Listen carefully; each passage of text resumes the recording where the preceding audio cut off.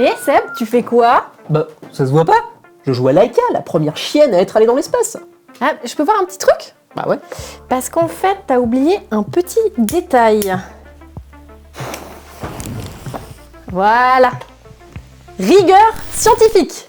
Mais mon vaisseau, ma chienne, je l'ai tout cramé. Oui, ben ça va, je vais te la réparer. Et d'ailleurs, Seb, dis-moi, Quoi? j'ai une petite question. Pourquoi, au final, on envoie des animaux dans l'espace? Je veux dire, c'est pas un peu bizarre de faire ça, non? Ah, ça c'est un sujet sympa. Allez bien, on va découvrir ça.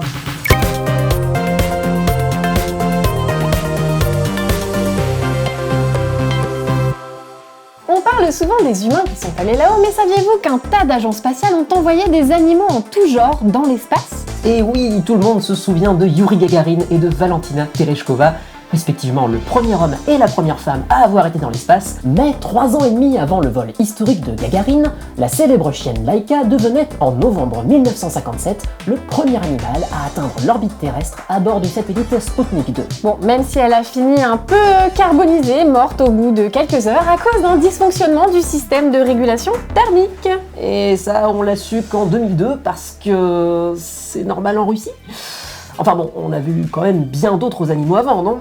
Eh bien oui, les tout premiers animaux à avoir été envoyés dans l'espace sont des mouches à fruits. Enfin, des drosophiles, quoi. Et en fait, drosophile en grec, ça vient de drosos, la rosée, et philos, qui aime, donc ça veut littéralement dire les mouches qui aiment la rosée.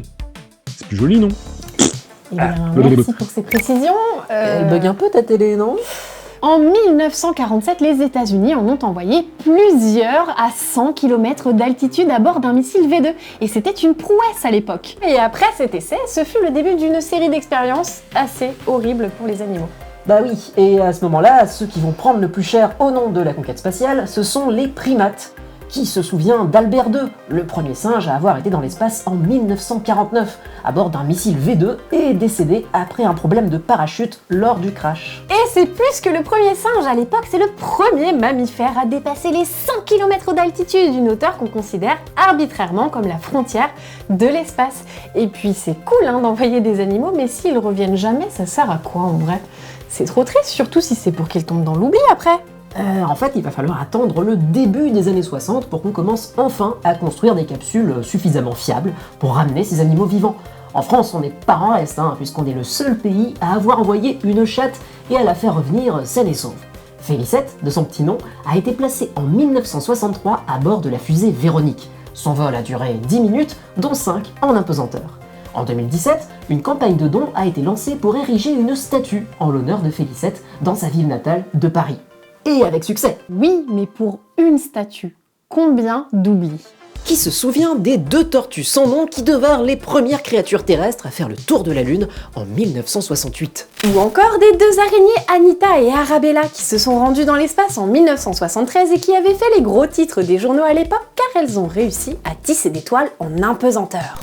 Ou bien des bébés méduses nés en impesanteur en 1994 pour étudier l'impact de la gravité terrestre sur un organisme. Eh mais vous avez oublié la grenouille de l'espace, là.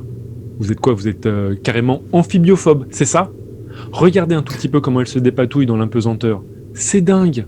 Heureusement que je suis là pour vous le rappeler.